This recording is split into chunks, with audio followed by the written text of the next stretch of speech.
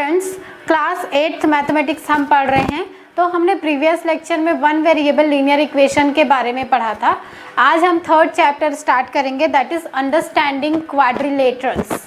तो क्वाड्रिलेटरल्स क्या होते हैं, बेसिकली हमें ये पढ़ना है। पर उसके पहले क्वाड्रिलेटरल क्या होता है ये जानने से पहले हम उसका एक जनरल इंट्रोडक्शन देखते हैं।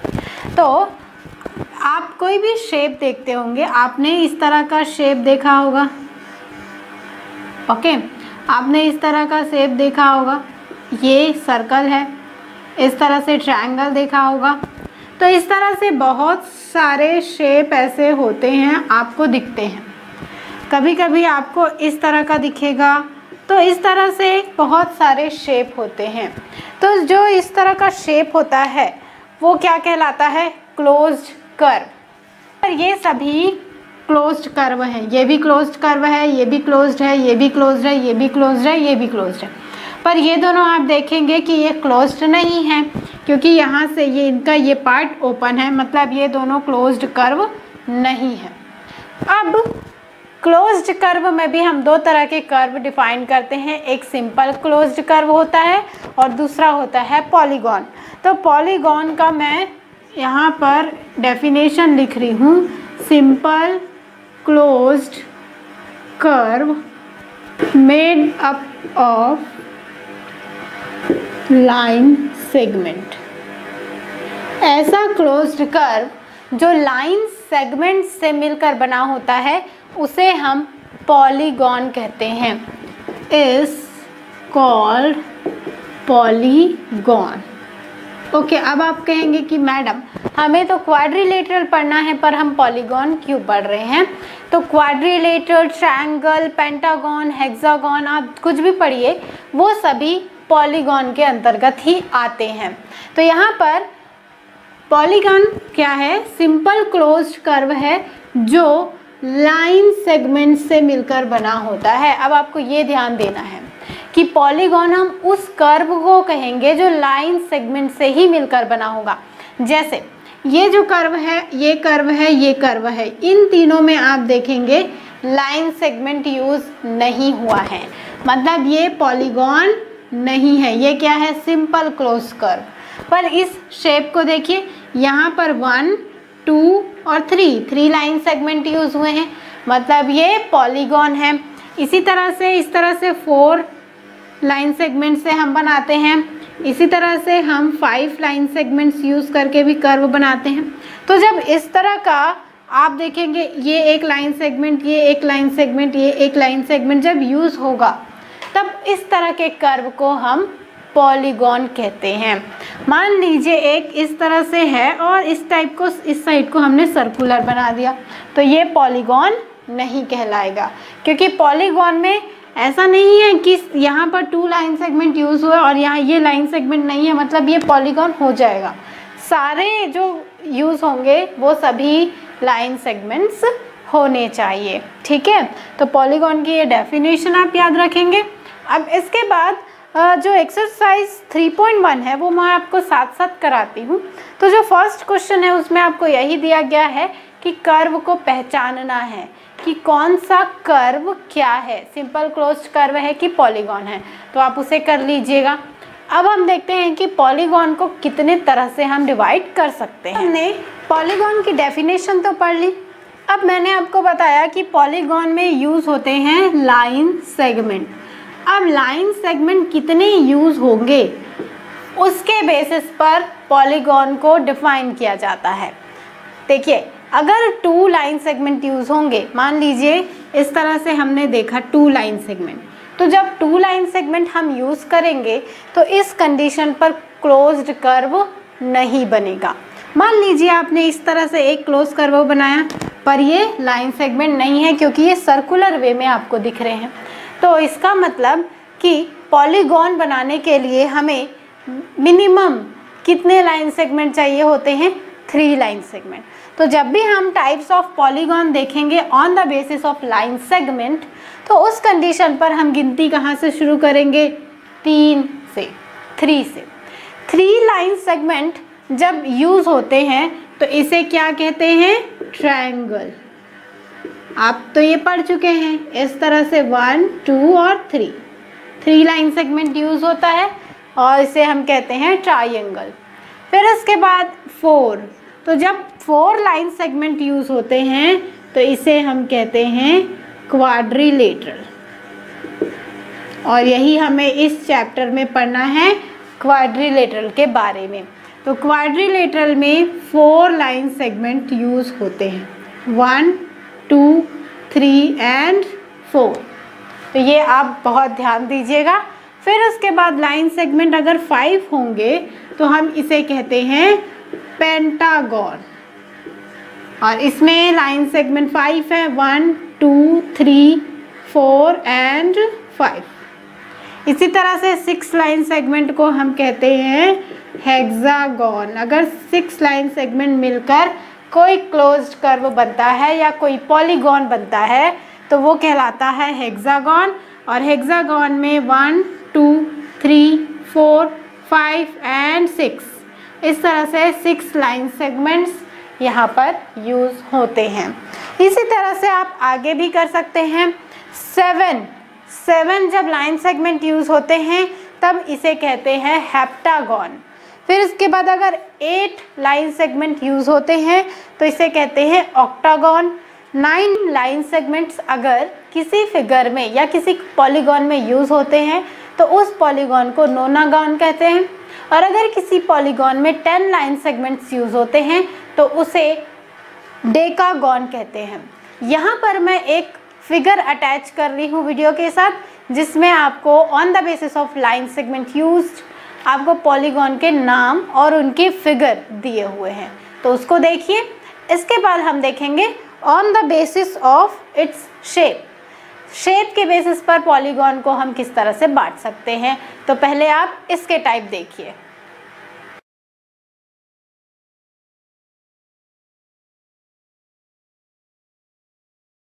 इसके बाद हम पॉलीगॉन के कुछ और टाइप्स देखते हैं, पर वो टाइप पढ़ने से पहले मैं आपको एक छोटी सी चीज़ बताना चाहूँगी कि जब आप इस तरह से कोई भी फिगर देखते हैं या कोई भी पॉलीगॉन देखते हैं, जब हम कोई ऐसी स्ट्रेट लाइन बनाएं जो इसके इस तरह से एक दूसरे के सामने के वर्टेक्स को जोड़ दे इस तरह से, तो ये जो लाइन हम ड्रॉ करते हैं ये कहलाता है डायगोनल। अब ये डायगोनल के बारे में मैं इसलिए बता रही हूँ क्योंकि आगे जो हम पॉलीगॉन के टाइप पढ़ने वाले हैं वो इस डायगोनल पर ही बेस्ड है। इसी तरह से आप हेक्सागन भी देखेंगे तो इसमें भी अपोजिट साइड्स को इस तरह से हम जोड़ सकते हैं और ये भी कहलाएगा डायगोनल। ठीक है, तो ये आप ध्यान में रखिएगा। इसके बाद हम देखते हैं पॉलीगॉन के कुछ और टाइप्स। अभी हमने जो पॉलीगॉन का टाइप देखा वो तो लाइन सेगमेंट के बेसिस पर देखा।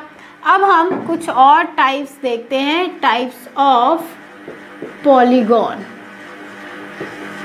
तो फर्स्ट हमें मिलता है कॉन्वेक्स पॉलीगॉन। अब कॉन्वेक्स पॉलीगॉन क्या होता है ये देखते हैं। जब भी हम कोई ऐसा फिगर बनाते हैं जिसमें इस तरह से, मान लीजिए हमने एक फिगर बनाया या इस तरह से हमने एक पॉलीगॉन बनाया, ठीक है। अब इनमें क्या होता है कि जो फिगर है उसके बाहर साइड पर आप कोई भी डायगोनल नहीं बना सकते। आप देख रहे हैं यहाँ पर बाहर से, अंदर की बात हम अभी नहीं कर रहे हैं। पॉलीगॉन का ये इंटीरियर साइड है और ये एक्सटीरियर साइड है। तो जब हम एक्सटीरियर साइड पर कोई भी डायगोनल ड्रॉ नहीं कर सकते तब हम उसे कॉन्वेक्स टाइप ऑफ पॉलीगॉन कहते हैं। ठीक है। सेकेंड होता है कॉनकेव पॉलीगॉन। अब कॉनकेव पॉलीगॉन तो जनरली कॉन्वेक्स का अपोजिट होगा। तो जैसे इसमें हम एक्सटीरियर साइड पर कोई भी डायगोनल नहीं ड्रॉ कर पा रहे थे, कॉनकेव पॉलीगॉन में हम एक्सटीरियर साइड पर डायगोनल ड्रॉ कर पाएंगे। देखिए ये हमें 1 2 3 एंड 4 ये पॉलीगॉन मिल गया क्योंकि ये लाइन सेगमेंट से मिलकर बना है। अब यहाँ पर इस फिगर का ये इंटीरियर पार्ट है, ये एक्सटीरियर पार्ट है। आप देखेंगे कि इन दोनों वर्टेक्स को हम इस तरह से सीधी लाइन से जोड़ सकते हैं। ये मैंने अब इस तरह से ये मिल जाएगा, मतलब हम कह सकते हैं कि यहाँ पर ये डायगोनल बन गया। इसी तरह से कुछ और एग्जांपल्स आपको बुक में दिए हैं, आप वहाँ से भी देख सकते हैं। ठीक है, तो ये एक फिगर मिल रहा है, यहाँ पर भी, यहाँ पर आप बना सकते हैं डायगोनल। तो जब एक्सटीरियर साइड पर डायगोनल बना सकते हैं तो वो कहलाता है कॉनकेव पॉलीगॉन, और जब एक्सटीरियर साइड पर डायगोनल नहीं बना सकते तो वो कहलाता है कॉन्वेक्स पॉलीगॉन।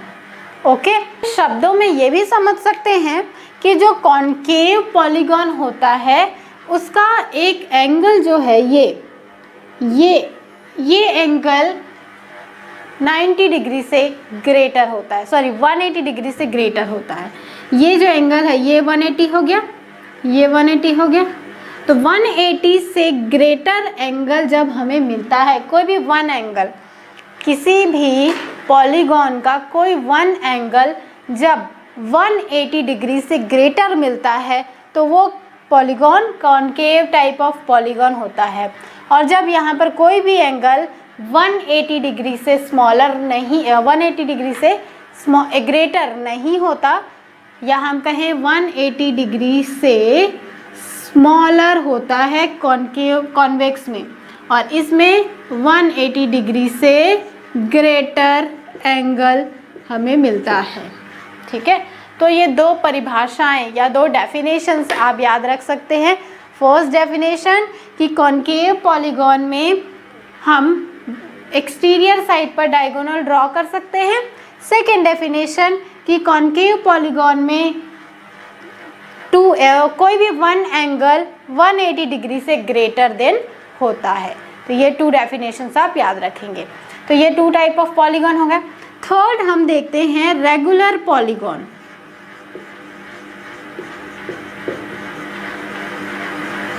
ओके, तो रेगुलर पॉलीगॉन क्या होता है, जिसमें इंटीरियर एंगल्स इक्वल होंगे और जितने भी साइड होंगे वो इक्वल होंगे। जैसे कि हमने पढ़ा है इक्विलैटरल ट्रायंगल के बारे में। इक्विलैटरल ट्रायंगल क्या होता है, जिसके ये तीनों एंगल्स 60 डिग्री 60 डिग्री 60 डिग्री के होते हैं। तो और यहाँ पर ये साइड भी आपस में इक्वल होते हैं। तो ये एग्जाम्पल है रेगुलर पॉलीगॉन का, जिसमें ये 3 एंगल्स भी आपस में इक्वल होते हैं और ये 3 साइड्स भी आपस में इक्वल होते हैं। इसी तरह से हम स्क्वायर का एग्जाम्पल ले सकते हैं, क्योंकि स्क्वायर में ये सभी एंगल 90 डिग्री के होते हैं और ये सभी साइड्स आपस में इक्वल होते हैं। तो ये भी क्या होगा, रेगुलर पॉलीगॉन। फिर इसके बाद नेक्स्ट आता है irregular polygon. Irregular polygon is opposite of regular polygon. मतलब क्या होगा कि जब एंगल और साइड इक्वल नहीं होंगे तब वो कहलाएगा इर्रेगुलर पॉलीगॉन। जैसे आप यहाँ पर देखते हैं एक राइट एंगल ट्रायंगल। तो राइट एंगल ट्रायंगल में ये एंगल 90 डिग्री है, ये दोनों एंगल कुछ भी हो सकते हैं। यहाँ पर ये ग्रेटर साइड होता है और ये या तो ये इक्वल भी होंगे या नहीं भी होंगे। तो ये क्या होगा, इर्रेगुलर पॉलीगॉन। तो ये आप 4 टाइप्स याद रखिएगा। आप देखेंगे कि जो 3.1 का फर्स्ट क्वेश्चन है उसमें आपको कर्व पहचानने के लिए कहा गया है, तो वो सभी पर बेस्ड होगा। कॉन्वेक्स कॉनकेव भी आपको मिलेंगे, रेगुलर इरेगुलर भी मिलेंगे और सिंपल क्लोज्ड कर्व भी आपको मिलेगा। तो इस तरह से आप उसे पहचान सकते हैं। उसके बाद हम देखते हैं एंगल सम प्रॉपर्टी। आपने 7th क्लास में ट्रायंगल का एंगल सम प्रॉपर्टी किया है और आपको पता है कि ट्रायंगल में एंगल सम मतलब कि ट्रायंगल के 3 इंटीरियर एंगल्स का सम 180 डिग्री होता है। इसी तरह से हमें पढ़ना है क्वाड्रिलेटरल्स। तो क्वाड्रिलेटरल्स क्या होते हैं, 4 लाइन सेगमेंट से मिलकर बने होते हैं, और क्वाड्रिलेटरल में एंगल सम कितना होता है ये हमें पढ़ना है, तो उसको देखते हैं। नेक्स्ट हमें देखना है angle sum property of quadrilateral. तो पहले एक कोई भी टाइप का क्वाड्रिलेटरल हमने यहाँ पर ड्रॉ कर लिया। ओके, मान लीजिए ये हमें एक क्वाड्रिलेटरल मिल रहा है।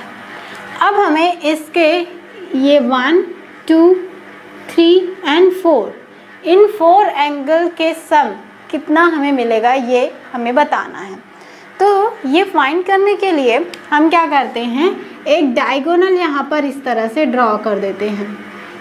अब जब हमने इस तरह से एक डायगोनल ड्रॉ किया तो आप देखेंगे कि ये 2 ट्रायंगल्स में बट गया, फर्स्ट एंड सेकेंड। मान लीजिए ये A है, B है, C है एंड D है। तो हमने देखा कि ACD और ACB 2 ट्रायंगल्स हमें मिल गए। तो अगर हम देखें ACD इस ट्रायंगल में, तो हमें angle ACD plus angle CDA plus angle DAC इनका सम मिल जाएगा 180 डिग्री, क्योंकि हमें पता है कि ट्रायंगल्स के एंगल का सम 180 डिग्री होता है।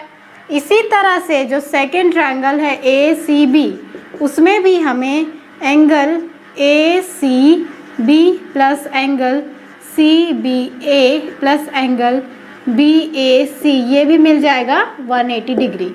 मीन्स ये एंगल और ये एंगल, इन तीनों का सम भी 180 डिग्री मिलेगा। अब इन दोनों को ऐड कर दीजिए, ठीक है। ये मान लीजिए इक्वेशन 1 है, ये इक्वेशन 2 है, तो 1 और 2 को ऐड करते हैं। हमें क्या मिलेगा, angle ACD plus angle CDA plus angle DAC plus angle ACB plus angle CBA plus angle BAC। ये लेफ्ट हैंड साइड हमें मिल गया। राइट हैंड साइड पर क्या मिलेगा, दिस एंड दिस, तो 180 डिग्री प्लस 180 डिग्री।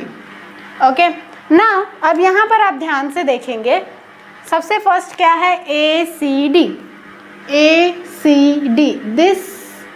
ना यहाँ पर आप देखिए ACB दिस। मीन्स ये और ये, जब इन दोनों को हम ऐड करेंगे, इन दोनों एंगल्स को, तो हमें ये क्या मिल गया, एंगल C। ये एंगल और ये एंगल का सम, ये पूरा एंगल मिल गया। तो हमने इन दोनों को एंगल C लिख लिया। फिर CDA इसको हम डायरेक्टली एंगल D लिख सकते हैं ना। CBA इसको हम लिख सकते हैं एंगल B। और यहाँ पर DAC this and BAC this, इसका सम भी क्या हो गया, एंगल A। और 180 प्लस 180 ये मिल गया 360 डिग्री। इसका मतलब हमें क्या मिला कि अगर हम क्वाड्रिलेटरल लेते हैं तो उसके 4 इंटीरियर एंगल का सम हमें 360 डिग्री मिलता है। और ये यूनिवर्सल है, ये आपको याद रखना है, बार बार हम यूज़ करेंगे। आपको कोई भी क्वाड्रिलेटरल गिवन होगा, उसके 3 एंगल्स दिए होंगे, मान लीजिए 4th हमें नहीं दिया, तो हम उसको 360 डिग्री के इक्वल लेकर 4th एंगल फाइंड कर सकते हैं। तो ये प्रॉपर्टी आप याद रखेंगे। ट्रायंगल के एंगल का सम 180 डिग्री, क्वाड्रिलेटरल के एंगल का सम 360 डिग्री होता है। इसके बाद ही जो 3.1 एक्सरसाइज है, उसका 6th क्वेश्चन अगर आप देखेंगे तो उसमें भी कुछ इसी तरह के क्वेश्चंस दिए हुए हैं।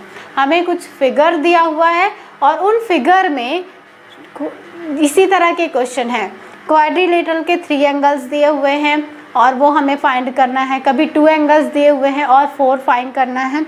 तो इस तरह से हम उन क्वेश्चंस को करेंगे। तो नेक्स्ट देखते हैं, यहाँ पर हमें angle sum property of quadrilateral से रिलेटेड क्वेश्चंस मिल रहे हैं। तो यहाँ पर देखिए क्वेश्चन क्या है, ये फिगर दिया हुआ है और इसके ये 3 एंगल्स दिए हुए हैं और हमें ये अननोन एंगल x फाइंड करनी है। तो यहाँ पर आप देखेंगे कि ये एंगल हमें अभी नहीं पता, और जब तक ये एंगल हमें नहीं पता होगा हम एंगल सम प्रॉपर्टी अप्लाई नहीं कर सकते। पर आप देखेंगे कि हमें ये वाला एंगल दिया हुआ है और हमने पढ़ा है कि जब कोई भी लाइन सेगमेंट इस तरह से होते हैं और ये क्या कहलाते हैं, लीनियर एंगल। और ये अगर ये एंगल हमें मिल रहा है x, तो ये क्या होता है 180 डिग्री माइनस x, क्योंकि इन दोनों का सम 180 होता है। ये हमने पढ़ा है, लीनियर पेयर ऑफ एंगल्स कहलाते हैं। तो अगर ये एंगल 90 है तो ये क्या होगा 180 degree minus 90, that is 90 degree, मतलब ये एंगल भी हो गया 90 डिग्री। ऐसा क्यों होता है, जब एक ही लाइन में कोई टू एंगल्स इस तरह से बने होते हैं तब ये लीनियर पेयर ऑफ एंगल कहलाते हैं। अब यहाँ पर आप एंगल सम प्रॉपर्टी लगा दीजिए।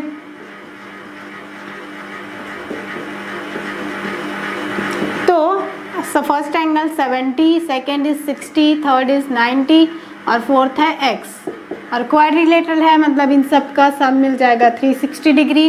ऐड कर दीजिए 70 प्लस 60 130, 130 प्लस 90 220, 220 ये हमें मिल रहा है, plus x is equal to 360। Okay, तो x हमें क्या मिल जाएगा 360 माइनस 220, दैट इज x हमें मिल गया 140 डिग्री, और यही एंगल हमें फाइंड करना था। तो इस तरह से इसे कर सकते हैं। इसके बाद एक और क्वेश्चन देखते हैं। नेक्स्ट फिगर हमें कुछ इस तरह से मिल रहा है। यहाँ पर ये टू एंगल्स एक्स एक्स दिए हुए हैं, मतलब ये टू एंगल्स इक्वल हैं, और हमें ये टू एंगल्स नहीं मालूम, पर आप देखेंगे कि 1 2 3 4 5 एंगल्स यहाँ पर बन रहे हैं, मतलब पेंटागन यहाँ पर बन रहा है, और पेंटागन में एंगल का सम होता है 540 डिग्री, ये आप याद रख लीजिएगा। और इसी तरह अगर हेक्सागन मिलता है तो उसमें एंगल का सम होता है 720। तो ट्रायंगल में 180 डिग्री, क्वाड्रिलेटरल में 360, पेंटागन में 540, हेक्सागन में 720। बेसिकली ये 4 ही आपको याद रखने हैं, इससे आगे का क्वेश्चन नहीं पूछा जाता। तो यहाँ पर पहले तो हमें इन दोनों एंगल को फाइंड करना होगा, और यहाँ पर भी यूज़ होने वाला है लीनियर पेयर ऑफ एंगल का कॉन्सेप्ट। तो इनका और इनका सम क्या होगा 180 डिग्री, तो ये अगर 70 है तो ये हो जाएगा 180 माइनस 70, ठीक है। तो ये क्या हो गया यहाँ से 110 डिग्री, और इसी तरह से अगर ये 60 है तो ये क्या हो जाएगा 120, क्योंकि दोनों का सम 180 होता है। ये इस तरह से बना हुआ है, ये 60 है, तो ये क्या हो जाएगा 180 माइनस 60, दैट इज़ 120 डिग्री। अब एंगल सम लगाते हैं, तो ये हो जाएगा 30 plus x plus 110 plus 120 is equal to 540। Add कर दीजिए, तो ये हो गया 2x, 110 और 120 ये हो गया 230, और यहाँ से 30 ये हो गया 260 इज इक्वल टू 540। तो 2x क्या मिल गया 540 माइनस 260, 2x हमें यहाँ से मिल जाएगा 80, मीन्स x हमें मिल गया 280 डिवाइडेड बाई 2, x मिल गया 140, मीन्स ये वाला एंगल भी 140 है और ये वाला एंगल भी 140 होगा, ठीक है। तो इसे इस तरह से हम कर सकते हैं। तो जब भी एंगल सम से रिलेटेड क्वेश्चन आपको पूछा जाएगा, आपको इस तरह से सॉल्व करना है। इसके बाद नेक्स्ट क्लास में हम नेक्स्ट टॉपिक देखेंगे कि जब अभी हमने क्या देखा, इंटीरियर एंगल का सम, इन सभी के लिए। नेक्स्ट में हम देखेंगे कि अगर क्वाड्रिलेटरल मिलता है या पेंटागन मिलता है या हेक्सागन मिलता है तो उस कंडीशन पर उनके एक्सटीरियर एंगल्स के सम कितने होते हैं।